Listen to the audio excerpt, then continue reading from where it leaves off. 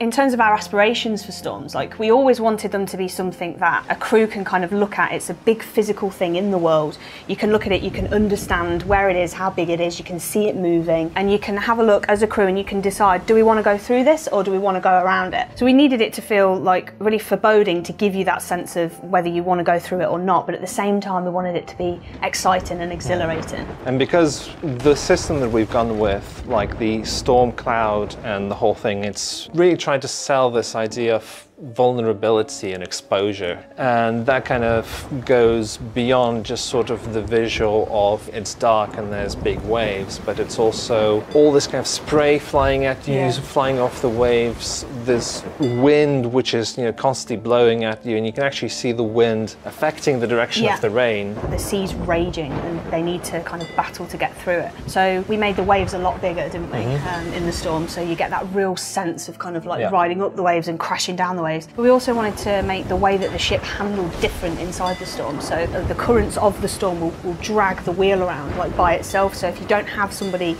standing on the wheel continually fighting it, you'll kind of drift off and not be able to go where you want to go. And even if you are there steering the wheel, you really have to fight. It's very difficult to go the direction you want to go. And we added in the ability to have the deck actually get wet as well as part of this, didn't we? So the waves are coming over, but the deck actually gets wetter, and then it'll start to drip below decks. I don't know how many people are going to notice this, but it's actually a proper fluid simulation of water kind of seeping through all the planks on the deck. You also get a very slow amount of water just filling up, so after you came out of the storm there's a little bit of cleanup. You'll have a couple of buckets of water that you'll need to bail out. Even at the bottom of the ship you're not going to feel safe. You can feel it rocking around and all this water sloshing around. And you can hear it still as well. Yeah, you can hear it still as well.